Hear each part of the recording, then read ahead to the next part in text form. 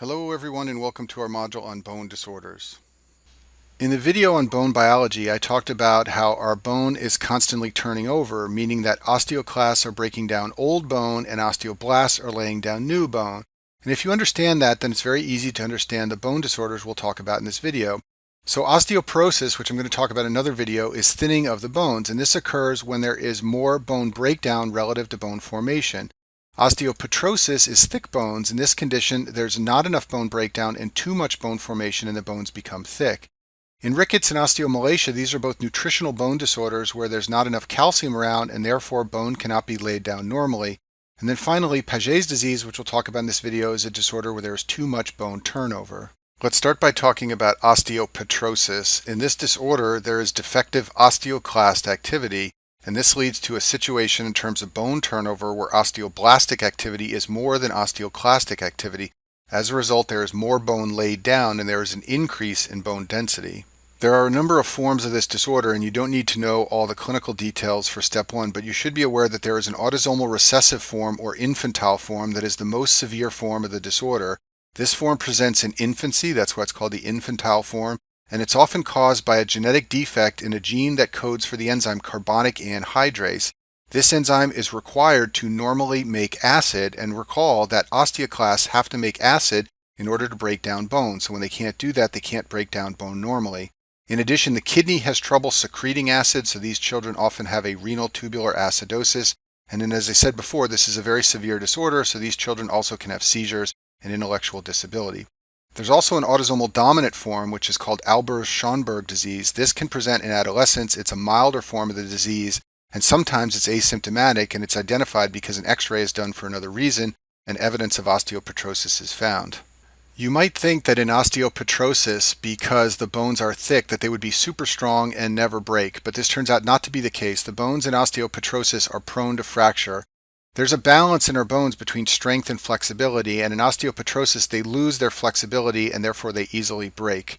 In addition, you can see excess bone laid down in the medullary cavity of the long bones, and this can lead to loss of the bone marrow. That can potentially cause pancytopenia. And when the bone marrow isn't making enough blood cells, the liver and the spleen can begin to make blood cells. This is called extramedullary hematopoiesis, and for this reason, in severe cases of osteopetrosis, you can see an enlarged liver and spleen.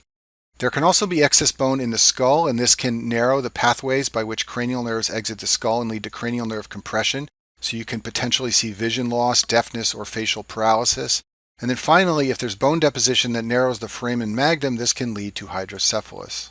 It's very easy to recognize classic examples of osteopetrosis by X-ray. That's because the bones will be bright white. On the left side of the screen is a normal pelvis X-ray. On the right side of the screen is an X-ray from a patient with osteopetrosis. Notice how bright white all the bones are. Osteopetrosis is potentially curable with a bone marrow transplant. This is sometimes done for the more severe infantile form. Why is this the case? Well, that's because osteoclasts in our bones are derived from monocytes and macrophages, and here's a couple of monocytes on the screen to remind you of this. So if you replace the bone marrow and you replace the sick osteoclast with normal osteoclast, the bone turnover problem will go away and bones may return to normal. Moving on, let's talk about rickets and osteomalacia. These are both nutritional bone disorders. They are caused by either low calcium or low vitamin D intake. They're usually seen in the third world in settings of famine and starvation, like this little boy shown on the screen here. In rickets and osteomalacia, there is poor mineralization of osteoid. So let's talk about what osteoid is. Osteoid is non-mineralized bone matrix. It's mostly proteins, and it's secreted by osteoblasts when they want to make new bone. Later, it becomes mineralized with calcium and phosphate. So in rickets and osteomalacia, the osteoid cannot be mineralized, but it keeps being laid down by osteoblasts. So where are you going to see osteoid? It's going to be at sites of new bone growth. In children, that will be at the growth plates, and in children and adults, that will be at sites of bone turnover. So in rickets, you have problems with osteoid deposition at the growth plates. In children and adults, you can see osteomalacia, which is problems with mineralization of osteoid at sites of bone turnover. To understand rickets, let's review what growth plates are. They're found at the ends of long bones in children. If you look at this X-ray on the screen here, this is the growth plate from a long bone of a child. The growth plates contain hyaline cartilage, and there are chondrocytes in the growth plate that grow toward the epiphysis, so that's this direction here. In the other direction, going this way, osteoblasts are laying down matrix. That's towards the diaphysis, or the straight part of the bone. And this is how the long bones get longer in children, and that's why their arms get longer and their legs get longer and they get taller. In rickets, the growth plates in children will thicken. This is because the chondrocytes continue to expand, although they display disorganized growth, and the osteoblasts lay down osteoid only. The osteoid does not become mineralized, so it just builds up, and the bone thickens from osteoid accumulation. And for this reason, you can see weakened bones and distorted bone growth, and you can also see thickening of the bone around the growth plate. Some of the clinical findings of rickets are shown in this slide. You can see epiphyseal widening of the long bones. The epiphysis is the end of the long bone right here, and it can become widened from osteoid deposition. You can also see bowing of the legs. This is called genu varum. I'll show you a picture of this in a minute. You can also see swelling at the costochondral junctions in the sternum. This can create a finding called the rachitic rosary, which I'll show you a picture of in a minute. And then in the skull, you can get craniotabes, which means a soft skull. The occipital and parietal bones are particularly vulnerable to this. This is the occipital bone here. This is the parietal bone in blue. They can become soft and collapse with pressure in children who have severe cases of rickets. Here's a picture of epiphyseal widening. You can see this child's wrist is swollen. That's because the epiphysis is accumulating osteoid. The growth plates in children with rickets can become abnormal. On the left side of the screen is a normal growth plate. On the right side of the screen is one from a patient with rickets. You can see that the growth plates are much wider than normal. You can also see that the bones are frayed and irregular. This is all evidence of rickets. And here is an example of the bowed legs of children with rickets called genu varum. Basically, the bones are weaker than normal and the child's weight presses down on them so they become bowed like this, a classic finding in cases of rickets. Your ribs meet cartilage in the front of your chest at a location called the costochondral joints or costochondral junction, and the ribs can become swollen at this point in children who have rickets, and this can lead to little bumps as seen in this child on the left side of the screen. You can also see the bumps here on this x-ray, and this is called a rachitic rosary. A rosary is a necklace with beads, and these look like beads on the rosary. So rickets is caused by a nutritional deficiency, but you will only see rickets in children because only children have growth plates. Osteomalacia, which is also a bone disorder caused by nutritional deficiency, can occur in children or adults. It doesn't occur at the growth plates. Instead, it occurs in areas of bone turnover throughout the body. It often presents as bone pain or tenderness, so if you were to go to a third world country and be subjected to famine and your bones began to ache, this would be the reason why. It's often in the spine, pelvis, and legs, and the bones become generally weak and they are prone to fractures. There are two classic X-ray findings of osteomalacia. One's called a pseudofracture, the other is called a loser zone, named for the person who first described it. These are caused by repaired stress fractures that are inadequately mineralized. They're also caused by erosion of bone by arterial pulsations. So the bone becomes weak, and when your arteries pulse with blood flow, that can erode the bone around the arteries. This is a pseudofracture shown here. You can just see this white line in a long bone. And this is a loser zone here. It just looks like a black space in a long bone. So I told you that rickets and osteomalacia are due to vitamin D and calcium dietary deficiency. So let's talk about that in a little more detail now. Usually these disorders are caused by a vitamin D deficiency, which in turn leads to a calcium deficiency. So what are some of the reasons a person could be vitamin D deficient? Well, if a mother doesn't take in enough vitamin D during pregnancy, her baby can be born with signs and symptoms of rickets and osteomalacia. Also remember that one of the major sources of vitamin D besides your diet is from the skin from sun exposure. So if a person doesn't get enough sun exposure and they don't eat enough vitamin D in their diet, they can become vitamin D deficient. Vitamin D is also a fat-soluble vitamin, so if a person has fat malabsorption, they can become vitamin D deficient. So you can see fat malabsorption in cystic fibrosis, pancreatitis, celiac disease, inflammatory bowel disease.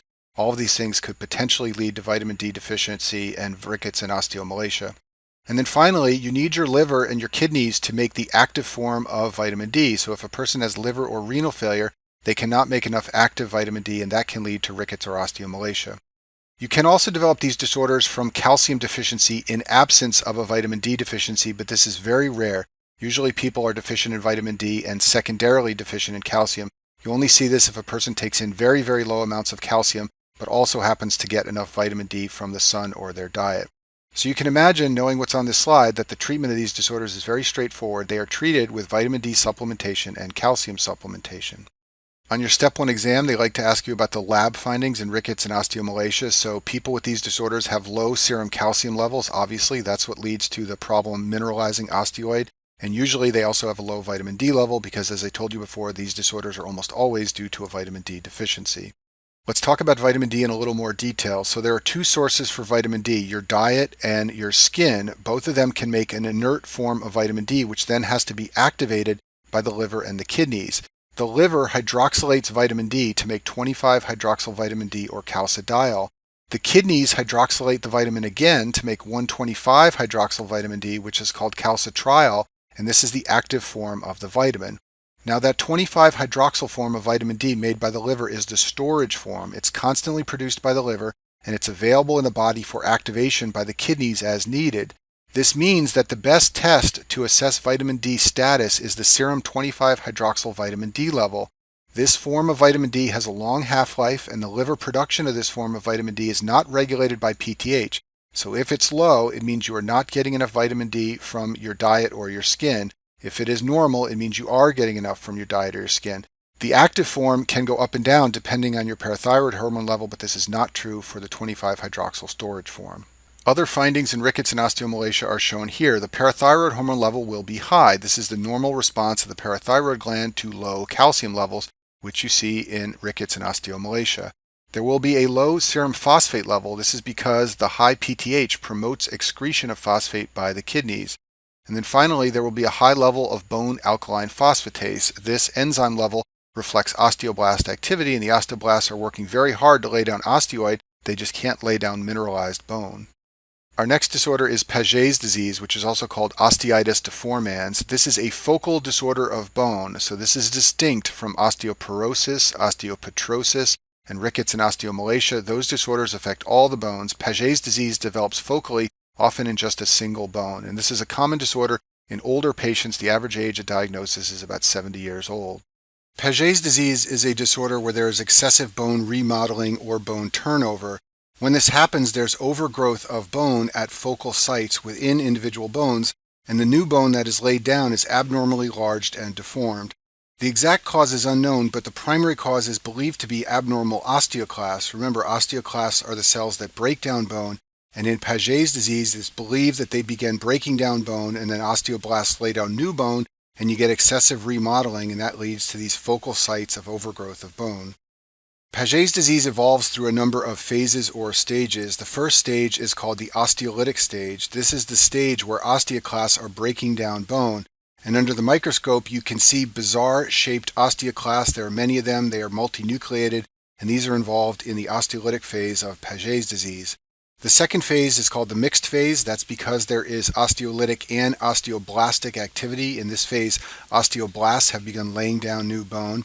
And then the final phase is called the osteosclerotic phase. This is where bone formation dominates, and you get this thickened abnormal bone present at focal spots within individual bones. Also in this phase, there is a hypervascularity that occurs because the bone has lots of blood vessels in it, and this will be important in a minute when we talk about some of the potential complications of Paget's disease. Under the microscope, the hallmark of Paget's disease is a mosaic pattern of lamellar bone with cement lines. So on the right side of the screen is normal lamellar bone. It forms these nice even lines. On the left side of the screen is bone from Paget's disease. You can see that it's all distorted. That's the mosaic pattern. There are also these lines called cement lines that are laid down. These are the classic findings in Paget's disease. Paget's disease may be asymptomatic. It's sometimes picked up when an X-ray is done for another reason and evidence of Paget's disease is seen. It often affects the long bones, but also the skull and the spine, and the most common complication is a pathologic fracture, classically a chalk stick fracture, where the bone breaks like a piece of chalk. I'll show you a picture of this in a minute. Patients can also have bone pain from microfractures within the bone, and sometimes patients who have Paget's disease of the long bones of the legs can develop bowing of the legs. This is a picture of a chalk stick fracture of the femur. You can see that the bone has just snapped like a piece of chalk. This is a pathologic type of fracture, often seen when there's something wrong with the underlying bone, like Paget's disease. Other findings of Paget's disease are shown on the slide here. Patients can develop an enlarged skull. Men who wear hats, which isn't very common these days, but if they do, can complain of an increased hat size. Cranial nerves can become compressed from skull enlargement. This can lead to deafness potentially. You can see radiculopathy at the spine if the bones of the spine compress a nerve root.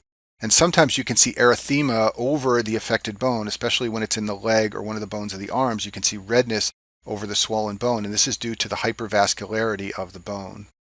So there's a rare complication of Paget's disease that they love to ask you about in step 1 of your boards, and that is high output heart failure. All that increased vascularity of the bone can lead to a connection between the arterial side of the vascular system and the venous side of the vascular system.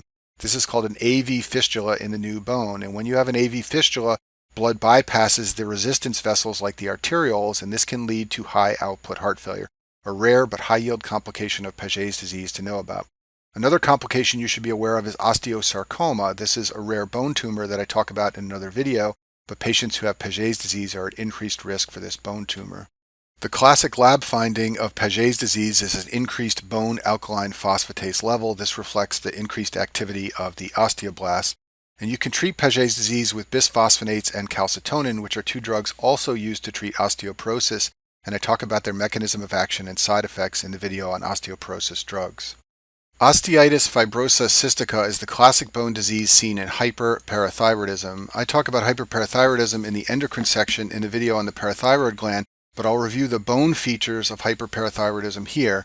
So the clinical features of osteitis fibrosa cystica are bone pain and fractures. The high levels of PTH lead to bone resorption, and that leads to thinning of bones and weak bones. The classic cause of this condition is a parathyroid adenoma. This will lead to high PTH levels. That will promote bone breakdown and lead to osteitis fibrosa cystica. It will also lead to hypercalcemia. The phosphate level will be low, however, that's because parathyroid hormone promotes phosphate excretion by the kidneys. The two classic X-ray findings of osteitis fibrosa cystica are subperiosteal bone resorption and Brown tumors. Parathyroid hormone promotes thinning of the cortical or hard bone, and this sits right below the periosteum as shown in this picture here. So subperiosteal bone resorption is commonly seen in the bones of the fingers. What you will see are irregular or indented edges to the bones. Brown tumors are also called osteoclastomas. These are collections of giant osteoclasts in the bone. They're mixed with stromal cells and matrix proteins, and they appear as big black spaces in the bone on X-ray.